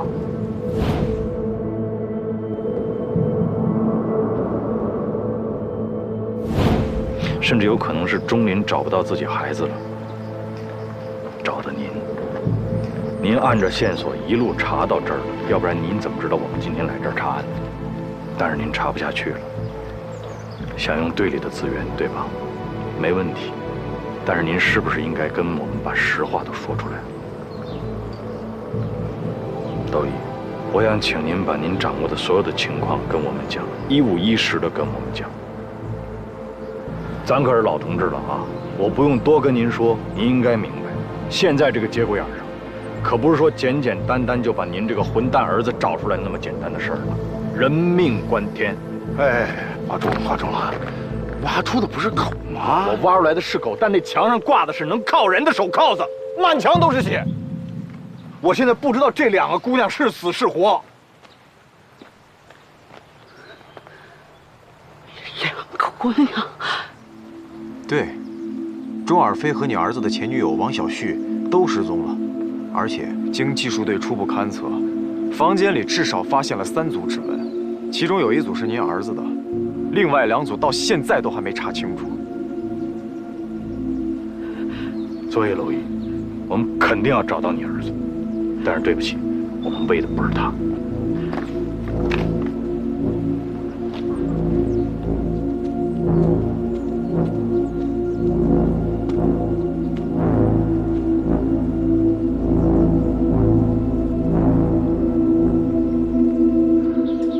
我知道，你心里一心想为秦池辩解，但是，此时此刻，714案还有很多疑点。可是邱老师，如果真的是秦池设局导致了这场枪战，他的目的是什么呢？他为什么要平白无故的害死自己的同事啊？你和秦池在一起生活了很多年，不用看履历你就应该知道，自从他调进了西关支队之后，就一路过关斩将，平步青云，直到升任了支队的中队长。可是再往上，吕超和孙有为都是当打之年，没有个10年8年是退不下来的。如果秦池想要取而代之的话，只有一种可能，那就是正副支队长有人提前出去。可是，这当然，你会觉得我这种假设过于阴暗。其实我也不相信我们的民警会做出那样的事情，但是我们还是要把最坏的假设给设定下来，然后去证明，或者是证伪，给牺牲的战友一个交代。都是干公安的，工作性质决定一切吧。你根本没听懂我的意思啊！你之前很多时候比现在还忙。你也忙啊，大家靠的就是互相理解吧。我以前发过一句牢骚吗？可是这几年你不一样了，你变了。所以你现在开始发牢骚了是吗？你把我约到这么远的地方来，就是为了吵架的。要吵咱俩回家吵不好吗？你都多久没回家了？我现在经常1、2个礼拜都见不到你。我是在办案，办案你不理解吗？别再跟我说什么法律正义，为被害人主持公道，这些话我这2年听得太多了。你让我怎么办？上面给我压力，底下被害人家属跟我要交代，你告诉我怎么办？我承认，你刚做刑警的时候，整天埋头苦干。可是自从你升任了支队的中队长，你就越来越焦虑，你只关注那些市局督办或者领导关注的案子，你会抢其他地区队的特情，还会跨区抓人。可能在别人眼里，你是不惜力，甚至是不惜命的，但是我的心里很清楚，你在意的无非是功名。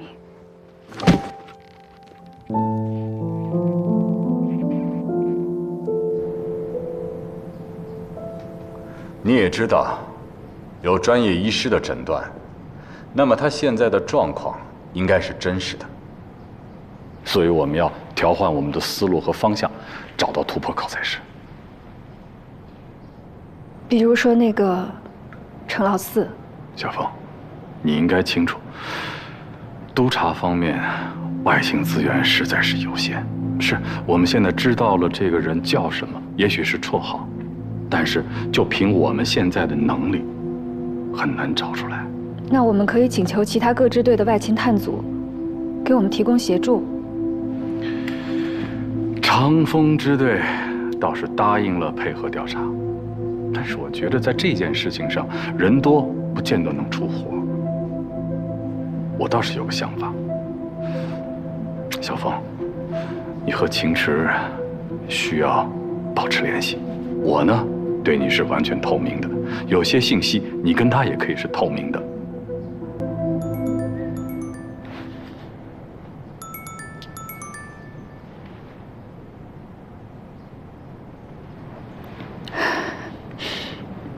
对不起，邱老师，我不想再跟他有任何联系了。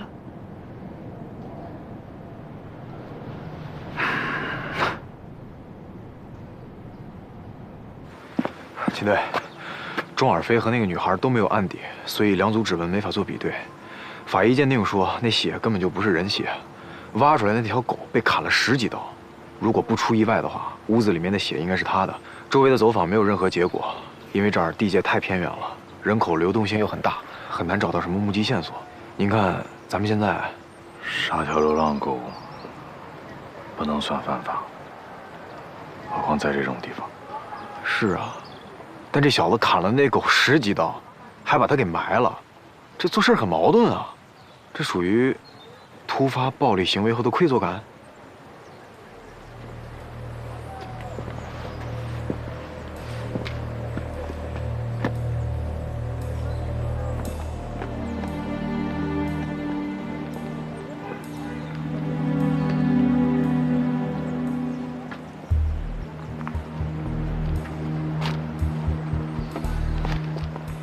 每到一个范凯的住处都得翻垃圾，这案子办的挺有味道呀。嗯。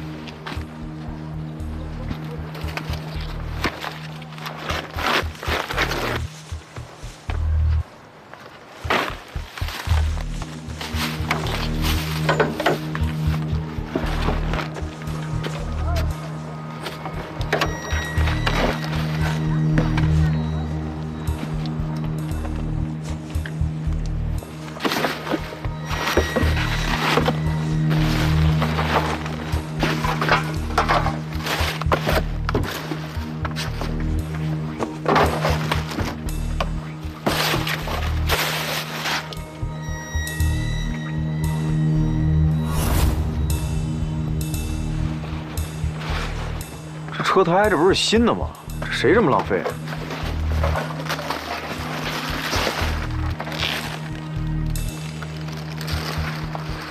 不光是新的，还是用刀生生给拉断的。小陆，哎，如果你要弄死一只狗的话，你怎么处理？如果是我，那我就直接给它扔屋里了，反正我又不打算在这儿住了。然后弄得满墙都是血，最后你必须得出去带着。那我就把它扔在门口，随便一扔，或者我就把它扔在这荷塘里。但是你却挖了个坑。然后呢，门口的垃圾站，我们现在又找着这样的2条自行车胎。关键是咱们也没看见这少了车胎的自行车呀。那么请问，没有车胎的自行车能干什么用呢？轮胎、自行车、崭新的自行车轮胎被刀割断，很有可能是犯罪嫌疑人为了减少浮力啊。秦队，我这就给市局打电话。等等，到附近工地去接大型照灯，然后请总队派潜水员过来。好。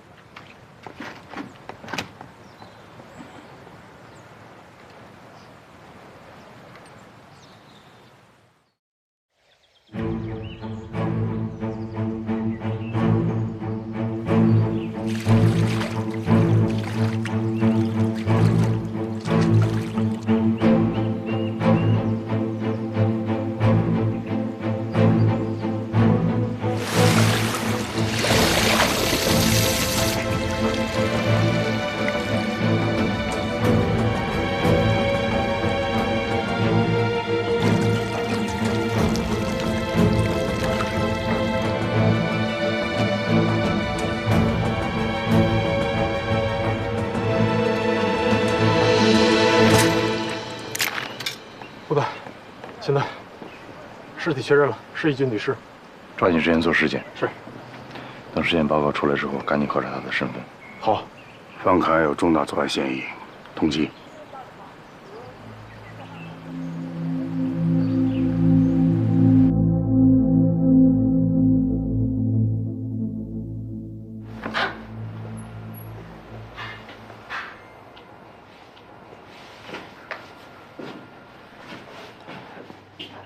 那个，我不是，我有东西落你那儿了。刀。我昨天办事，一晚上没回来，正好你进来一趟，我想请你帮个忙。帮忙？万一他咬我怎么办？他只咬坏孩子。我们聪明得很，他知道我们是一起的。我们不会咬他的，对不对？他还是习惯在楼下上厕所，所以麻烦你，一会儿有空的时候带他出去溜一圈，绳子抓紧，再带个塑料袋吧，拿点纸巾，随时帮他清理一下。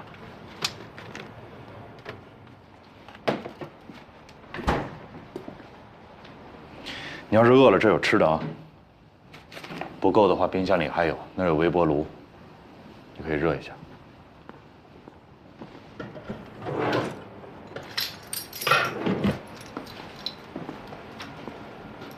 给你套家门钥匙。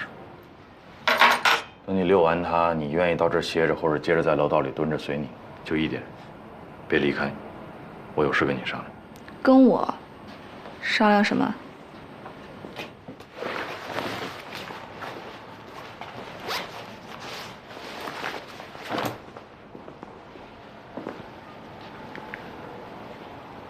辛苦你把这个听一下。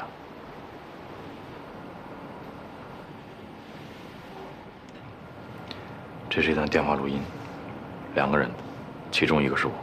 听完之后你可能会更恨我，但是拜托先别管内容。另一个人的声音，仔细听，看看你认不认识。他可能跟你哥哥有关。和我哥有关？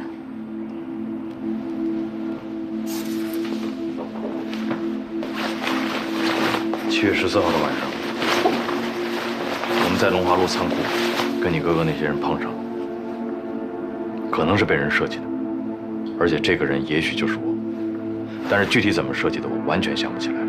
他是关键，他应该能知道线索。把这堆衣服帮我放洗衣机里。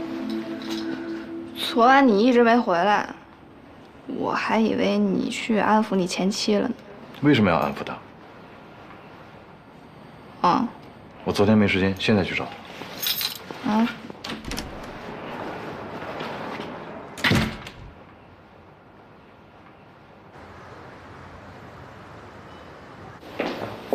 哎，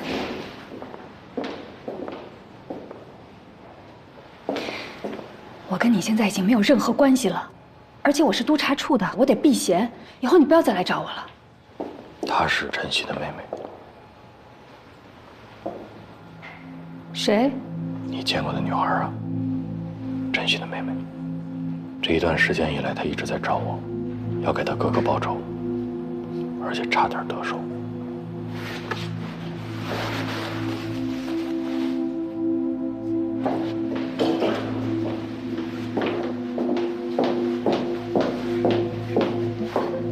那你还留着她，至少应该治安拘留。这个不是一个人的事儿啊。 晨曦的尸体到现在都没有家属辨认，询问他应该对714的调查有帮助。我们现在不管晨曦怎么样，晨曦是好是坏都不重要了，他死在警察手里。那人家妹妹一心想报仇，我觉得可以理解。我是用了好长时间才争取到他的信任，那现在把他推到一个对立面，不说别的，这一刀都白挨了吧？ 你就没有考虑过，如果邱老师或者其他领导知道你整天跟匪首的妹妹待在一起，他们会怎么想？为什么要让他们知道？你是暗示我，帮你撒谎？不用撒谎，隐瞒就好。这么说你舒服了？即便这样，你总是留一个年轻女孩住在自己家里，说出去也不太好听吧？为什么要说出去？而且我从来也没有总留她在。 昨天是特殊情况。你今天来，就是想跟我解释这个的？当然不是，我是要求你帮一个别的事情的忙。我能操作的范围非常有限。再说，我为什么要帮你呢？明白。你现在真的很奇怪，你知道吗？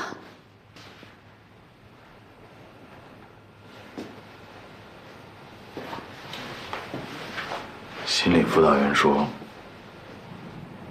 我现在是轻微的社交障碍，只是轻微的，再严重点又能怎么样？也不至于让你跟我再离一次婚吧？你说吧，说吧，到底要干什么？我要看到714的涉案枪支。为什么？赵新成不是跟我讲，他后面听到了2声枪声吗？我需要知道是哪把枪打出来的。可是这有什么意义呢？所有的枪支型号全都在物证清单上。物证清单不可能把每一把枪的构造都写清楚，我必须要眼见为实。看你方便，如果你愿意帮忙的话，找到机会告诉我，我保证不会私挪或者是损毁任何一件物证。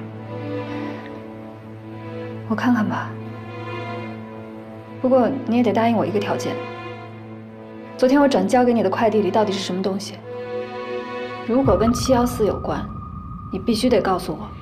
其实你完全没有必要拿这件事情当成一个交换条件，因为我本来迟早也会告诉你。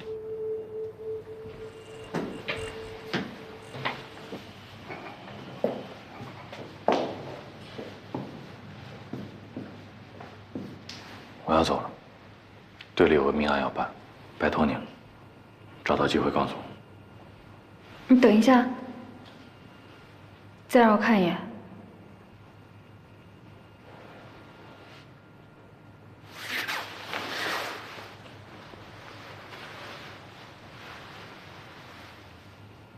伤得严重不严重啊？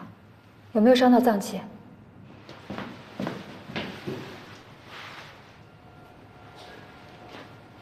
啊，其实还有。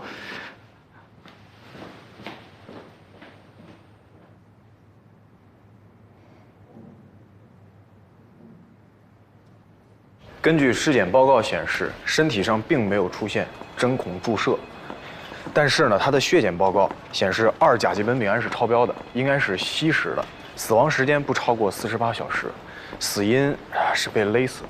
他那个手腕上的血迹和勒痕呢，跟手铐上的血迹是相吻合的。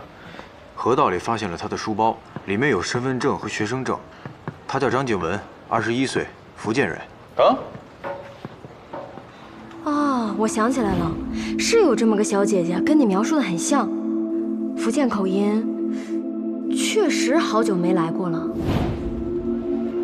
不是他们俩，不是，我们都核实过了，不会错的。他是一个卫校的学生，现在呢正在实习阶段，实习医生已经2周没见他了，以为他回学校了，学校以为他还在实习。还有什么其他线索？2点之前，他的公交卡在一家便利店被刷过，我们现在已经通知房领区支队去调监控了，说那个便利店的监控坏了，看不了，我已经安排他们去排查了。地址有了吗？有了。回头我们也去一下。好。秦队，还有一个，我不知道对咱们这个案子有没有帮助啊？就是性侵。对，可是法医那边说，也算，也不算。就，你到底想说什么呀？那个尸体上吧，发现了那只被砍死的黄狗的狗毛。尸体上发现的？粘哪儿的？我不知道啊，法医跟我说的，说是做性侵检测的时候查出来的。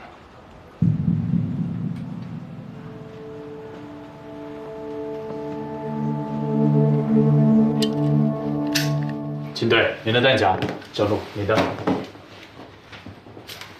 秦队，卷儿，来卷儿。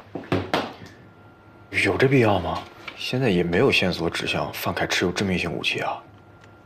而且咱们是去蹲点儿，要是真有什么线索，我就直接打电话叫增援了。他不是拿刀杀了一条狗吗？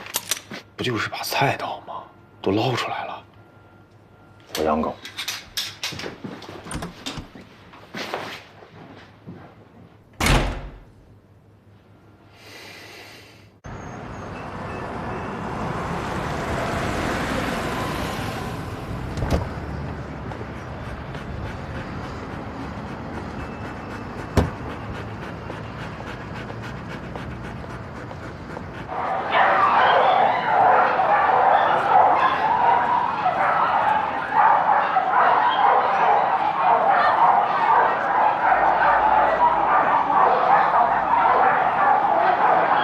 哟，美女，卖狗吗？长得倒是膘肥体壮的，就是牙口老了点。甭瞎说啊，人美女牵狗是为了防身。哎，美女，这黑背太大了，性子也不好。我找鹏鹏。哎，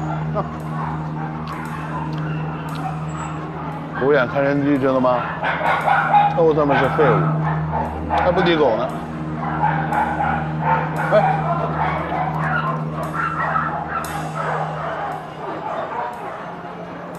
看没看见？不闻不吃，这是典型的工作犬。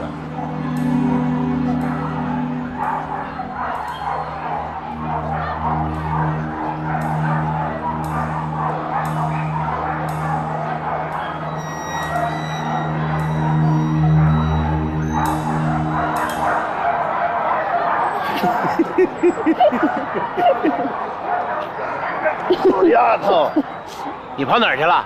你管得着吗？可想死我了。走，跟哥上楼上吃羊肉串去。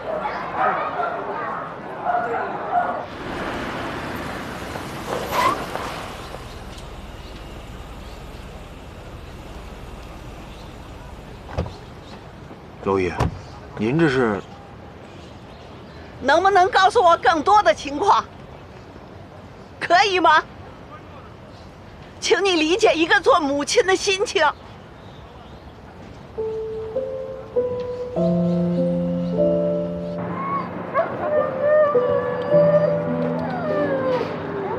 你怎么和官人混在一起？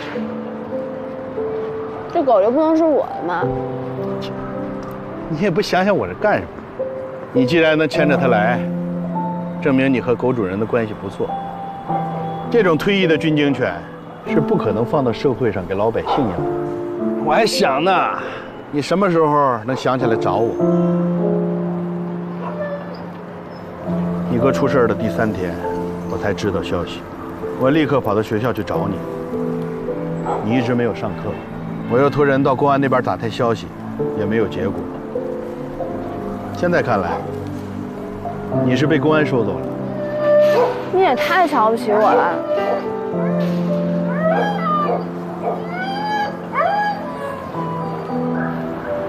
我要替我哥报仇。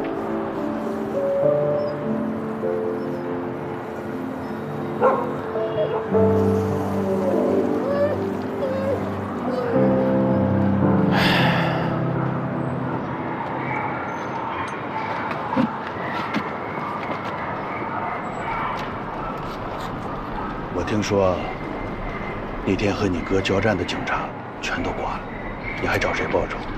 总不能去炸公安局吧？那些警察里还有一个活着，还是什么队长呢？是他杀了你哥？嗯，可能，也不一定。那你想找谁报仇啊？我哥一直在山西那边做事儿，我之前听他说过，在金港卖东西等于作死，但是他这次来带了那么多人，是卖东西的。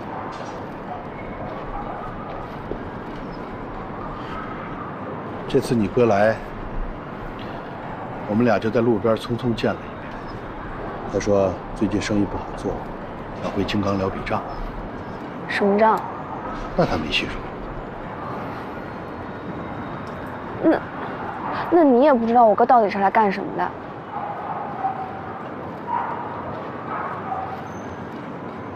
我是不知道啊，可是程老四肯定知道。程老四，你哥那天见我的时候，我跟他说，给他和弟兄们安排住的地方。他说程老四已经安排好了。程老四是谁？一个本地的老流氓，看着人模狗样，一肚子男盗女娼。你哥出事以后，他也不见了，我正四处找他呢。你找他干嘛？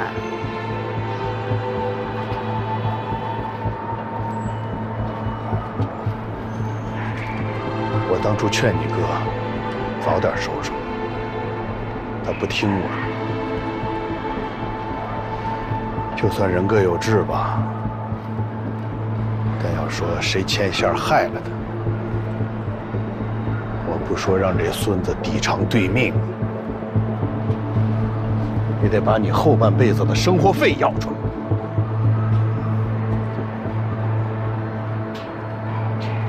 我不要钱，你要是能找到这个程老四的话，告诉我，我要见他。哎，你这一扭头就走了，我上那儿找你去。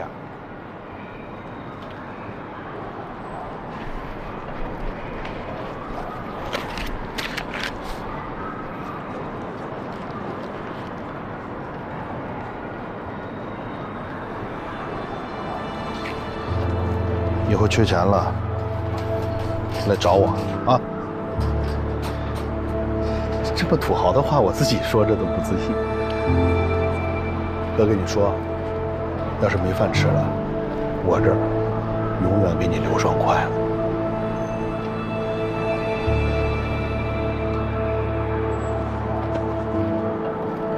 哎，行，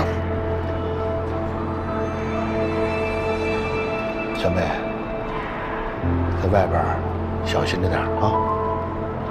去。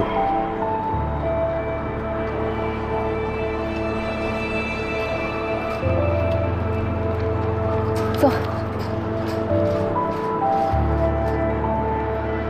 你说，警察有好人吗？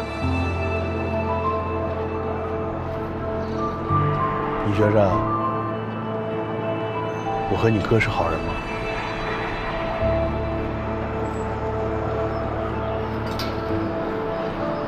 有人做贼，有人当兵，生死有命，富贵在天的。